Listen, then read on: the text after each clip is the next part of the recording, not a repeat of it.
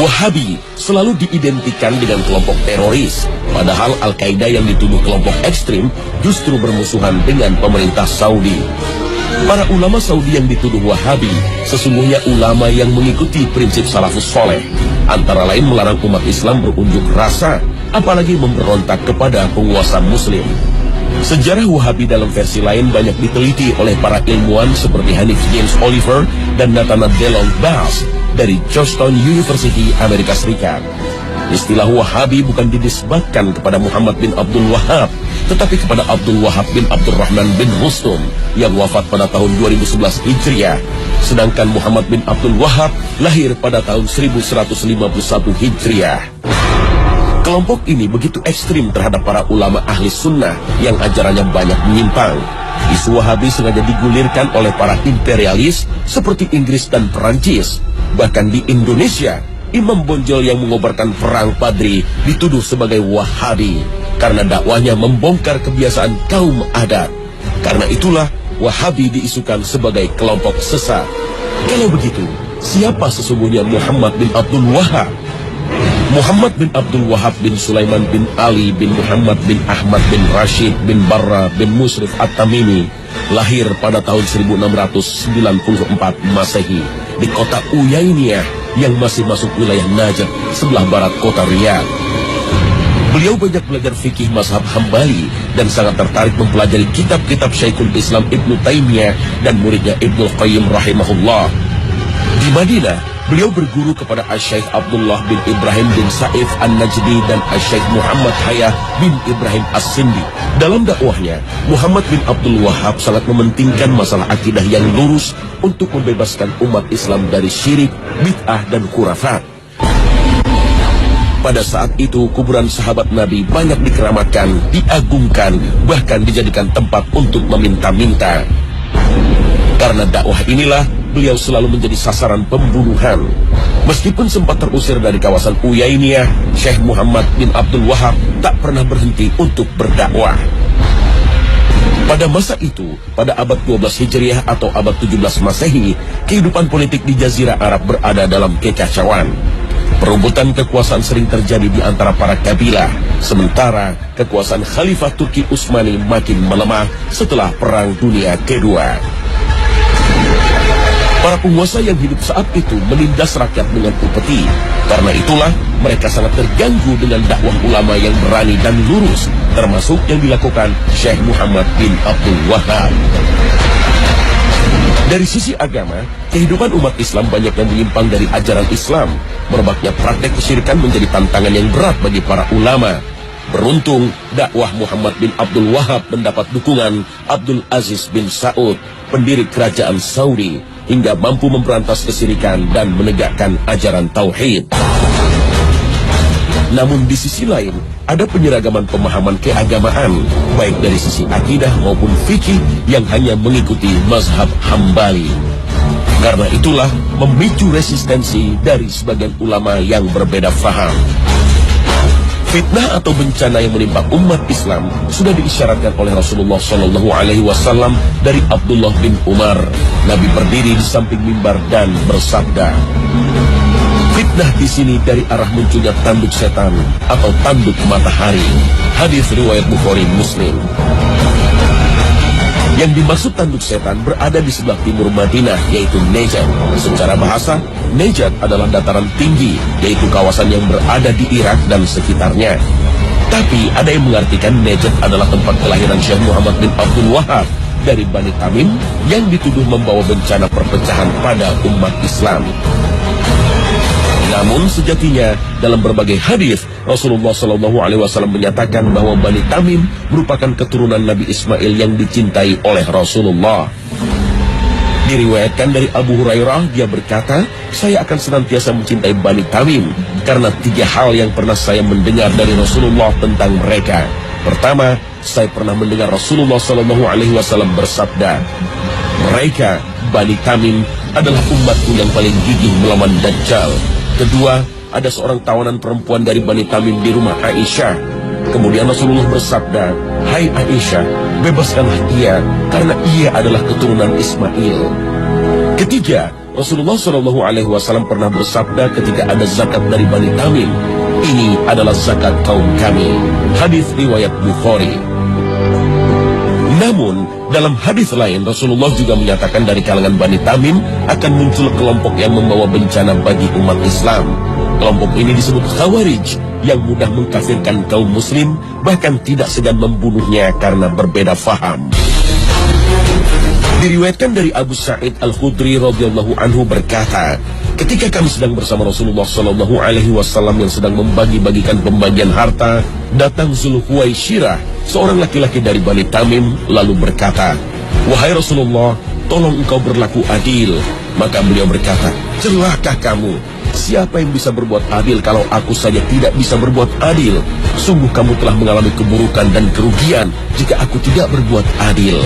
Kemudian Umar berkata, "Wahai Rasulullah, izinkan aku untuk memenggal batang lehernya." Beliau berkata, "Biarkanlah dia, karena dia nanti akan memiliki teman-teman yang salah seorang dari kalian memandang remeh sholatnya dibanding sholat mereka, puasanya dibanding puasa mereka. Mereka membaca Al-Quran, namun tidak sampai ke tenggorokan mereka. Mereka keluar dari agama seperti melesatnya anak panah dari target, hewan buruan." Sebagai seorang muslim, kita harus hati-hati dengan berbagai tuduhan ini, karena akan memicu perpecahan umat. Allah Ta'ala berfirman, "Ya ayyuhalladzina amanu in ja'akum fasiqun binaba'in فتبينوا أن تصيبوا قوما بجهالة فتصبحوا نادمين. Untuk memahami pemikiran Syekh Muhammad bin Abdul Wahab tidaklah sulit. Berbagai buku karyanya bisa dijadikan rujukan hingga kita tidak mudah terbawa isu negatif. Syekh Muhammad bin Abdul Wahab pernah menulis surat kepada penduduk Qasim untuk membantah berbagai fitnah seperti dikutip dalam berbagai kitab seperti karya Mas'ud An-Nadawi yang berjudul Muhammad bin Abdul Wahab Muslih Mazlum, karya Abdul Aziz Abdul Latif yang berjudul Da'awi Munawi'in li Dakwah Muhammad bin Abdul Wahab, atau buku karya Syekh Soleh Fauzan yang berjudul Min A'lam Al-Mujaddidin. Salah satu yang dibantah beliau adalah tuduhan bahwa dirinya mengingkari berbagai kitab imam mazhab dan mengatakan bahwa perbedaan pendapat antara para ulama sebagai bencana.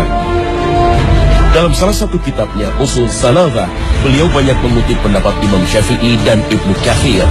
Inilah sebagai bukti kecintaan beliau kepada para imam mazhab, tidak hanya berpegang kepada mazhab Hambali. Syekh Muhammad bin Abdul Wahab dituduh mengharamkan ziarah kubur, mengkafirkan orang yang bertawassul, dan berencana menghancurkan kubah yang berada di atas makam Rasulullah. Menjadikan makhluk sebagai perantara doa kepada Allah atau disebut tawassul menjadi perdebatan di antara para ulama. Sayyid Muhammad Alwi Al-Maliki, seorang ulama Ahlus Sunnah yang menjadi guru para ulama Indonesia, menulis sebuah buku Mafahim Yajib Al-Fusohah, antara lain mengutip pendapat Syekh Muhammad bin Abdul Wahab tentang kontroversi tawassul.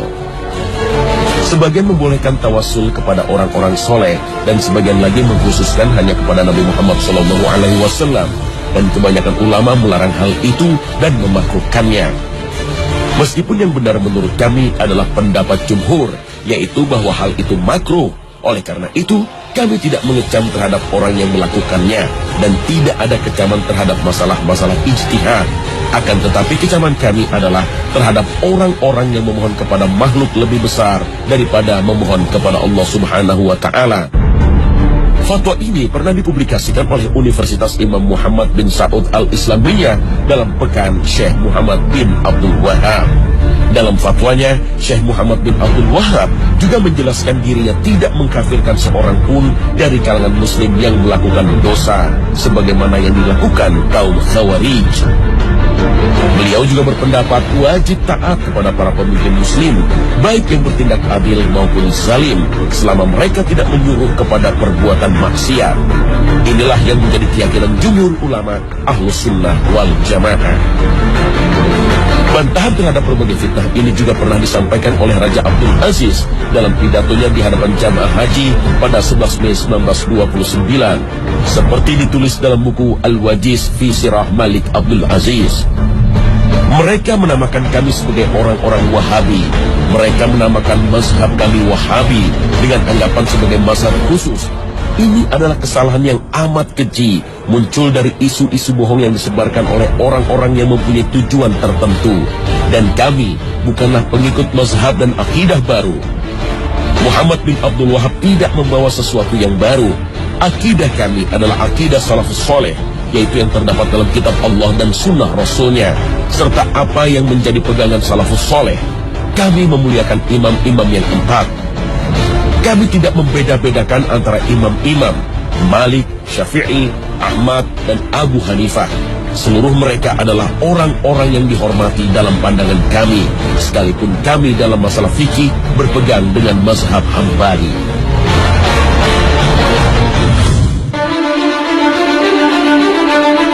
Istilah Wahabi bukanlah hal baru. Dahulu sempat disematkan pada para da'i dari kalangan Muhammadiyah, Persis, dan Al-Irsyad yang gigih memberantas tradisi yang berbau kesyirikan. Karena dalam akidahnya, mereka lebih banyak merujuk kepada Ibnu Taimiyah. Misalnya tidak mengenal takwil untuk mengartikan tangan atau singgasana Allah. Namun, zat dan sifatnya tidak bisa disamakan dengan tangan manusia atau singgasana raja. Gerakan Muhammadiyah, Persis, dan Al-Irsyad banyak terinspirasi dengan doktrin Muhammad Abduh yang menyuarakan gerakan tajdid atau pembaharuan Islam. Muhammad Abduh mengajak umat Islam meninggalkan praktek tarekat dan tidak lagi terikat dalam pendapat imam mazhab. Kemudian umat Islam harus merumuskan kembali doktrin Islam sesuai dengan perkembangan zaman. Gagasan ini mendapat penolakan dari Hadratus Syekh Hashim Asy'ari, pendiri Nahdlatul Ulama. Untuk memahami Al-Quran dan Sunnah Nabi tidak mungkin utuh tanpa mempelajari pendapat para ulama salaf, terutama para imam mazhab. Hashim Asy'ari pun berpendapat tidak semua tradisi keagamaan dianggap menyimpang dari syariat Islam. Perbedaan faham ini sempat menyulut konflik sosial. Namun, seiring makin bijaknya para ulama, mereka tidak lagi mempersoalkan masalah khilafiyah. Jika masih ada da'i-da'i yang bersikap ekstrim, sudah selayaknya kita menasihatinya dengan bijaksana, bukan melawannya dengan berbagai tuduhan keji. Doktrin Kiai Hashim Asy'ari sebenarnya seirama dengan pemahaman kaum salaf yang berusaha memahami ajaran Islam dengan merujuk pada Al-Quran dan Sunnah. Berdasarkan pemahaman salafus sholih, yaitu 3 generasi awal, para sahabat, tabi'in, dan tabi'ut tabi'in, sebagaimana sabda Nabi bahwa mereka adalah generasi terbaik. Namun gerakan salaf yang berkembang di Indonesia mendapat stigma negatif sebagai kaum Wahabi. Mereka dituduh tidak bisa berkompromi dengan masalah bid'ah dan tradisi keagamaan yang tidak pernah dicontohkan oleh generasi salafus soleh. Baik kaum Salafi, Nahdlatul Ulama, Muhammadiyah ataupun Persis sejatinya mengaku sebagai kaum Sunni atau Ahlus Sunnah wal Jamaah. Menurut Imam Ibnu Jauzi, tidak diragukan lagi orang yang mengikuti sunnah Rasulullah SAW dan para sahabatnya adalah Ahlus Sunnah. Sedangkan yang dimaksud wal Jamaah adalah mereka yang bersatu di atas kebenaran dengan mengikuti pemahaman para sahabat, tabi'in, dan orang-orang yang mengikuti mereka. Perbedaan faham di antara para ulama tidak seharusnya merusak ukhuwah Islamiyah. Imam Malik rahimahullah berkata, percekcokan dan perdebatan dalam ilmu itu menghilangkan cahaya ilmu dari hati seorang hamba. Sementara Imam Asy-Syafi'i rahimahullah berkata, percekcokan dalam agama itu mengeraskan hati dan menanamkan kedengkian yang sangat. Perbedaan faham mungkin tidak bisa dihindarkan, tetapi seringkali kita mudah memberikan stigma negatif karena hanya berbeda faham. Begitu pula sebaliknya, mungkin kita gampang memvonis sesat atau syirik kepada sesama muslim. Al-Quran telah memberi panduan untuk orang-orang beriman agar menjauhi pertengkaran dengan kata-kata yang melukai saudara kita. Allah Ta'ala berfirman, "Dan katakanlah kepada hamba-hambaku, hendaklah mereka mengucapkan perkataan yang lebih baik. Benar, sesungguhnya setan itu menimbulkan perselisihan di antara mereka. Sesungguhnya setan itu adalah musuh yang nyata bagi manusia." Al-Quran Surah Al-Isra ayat 53.